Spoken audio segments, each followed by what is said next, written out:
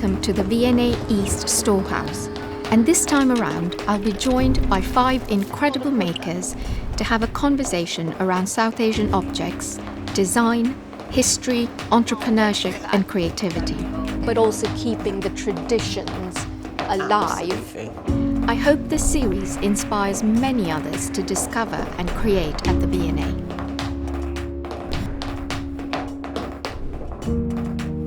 Rene, so lovely to see you here. And you. And I love what you're wearing.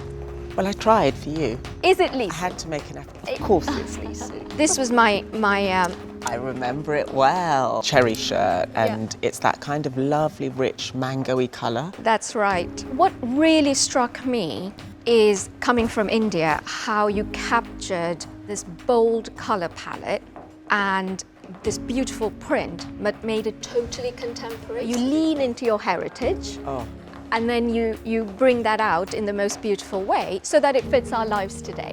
And that's what this object is, Rene. So this is a Sari dress. It was made in 2015 by a designer called Rashmi Varma. I think David, she grew up in India, or in Canada actually, and then sort of lived between India and Canada. Made from khadi, which is a fabric native to India. So it's hand woven and hand spun in India. Beautiful.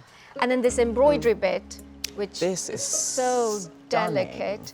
It's called chikankari.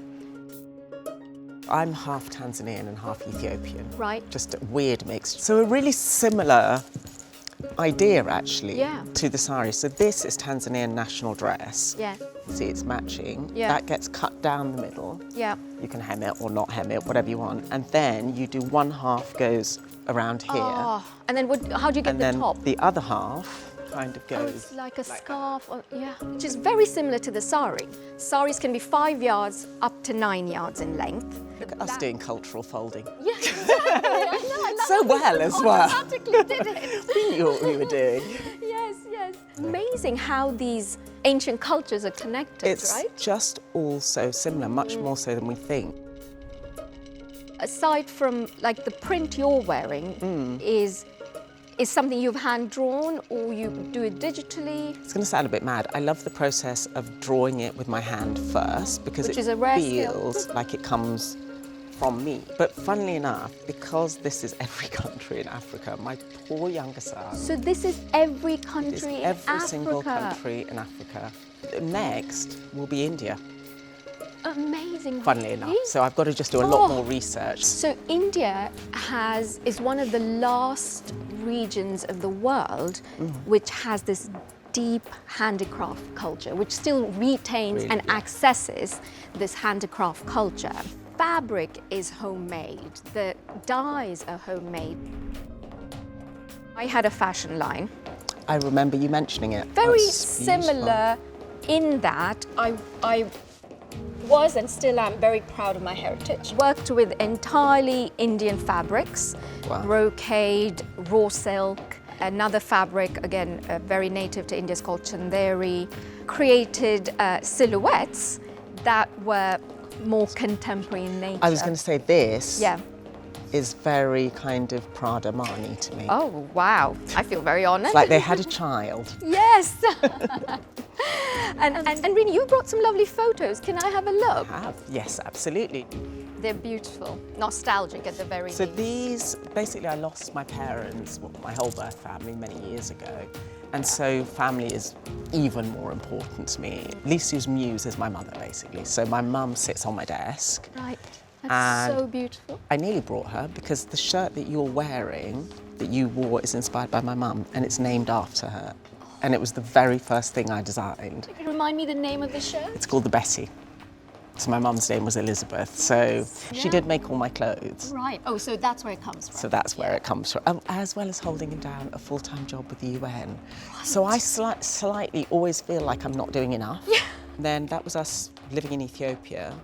Right. And again, Dad's with my little Ethiopian. brother. Yeah, my dad's the Ethiopian. My mum is Tanzanian, but also part Persian. So this is a classic example of Tanzanian traditional dress. Right. So that's my grandma. Yes. And then myself and my son. And there's that continuity, right? Of Exactly. tradition across generations. Exactly. My grandmother, Rene, she wore a sari every day of her life, even when she went to bed. And I would say, well, do you not want to wear a nightgown? And Yeah. she's like, no, this is just What I what wear. I know, right? I think what Rashmi was aiming to do is say, let me take the sari. And she said, well, how can I make it relevant to a contemporary audience? And so she's popped a zip on the side, and it's like a dress. So you kind of wear it Right. on and you zip it up. And on the one hand, it feels like a Western outfit. Yeah. But on the other hand, it's quite nostalgic because these are fabrics that I've grown up with. Even the color, it's an indigo dye, Yeah. which is incredibly common in India. Same in Africa. Same in Africa. Yeah. I think maybe to do with We the use trade yeah, routes and must things. be. Yeah. This object, made in 2015, is a version of how to reinterpret the sari from the modern age. Yeah. And I always imagine my girls who are 13 and 14 that when they wear a sari, it's not an if, when, Yeah. because they will want Yeah, of to. course. Or they might even wear the Lisou version made in India. Oh, Gotta can't get wait for that, can't wait for that. I hope this was a way to keep your creative juices flowing. And the V&A, especially Beyond. the V&A East Storehouse, Yeah. which, say, the newest kid on the museum block. What I love is how accessible the collections are. Yeah. And so when you're on your own creative journey, aside from, of course, traveling to places, Yeah. you can come and look at objects really up close and they become personal. Of course. So makers like you, I think, genuinely add to this creative space that we all live in. Curious to see what your next inspiration is. Well, I think we know. Oh, my next I know, I can't inspiration even is. wait. I can't even wait.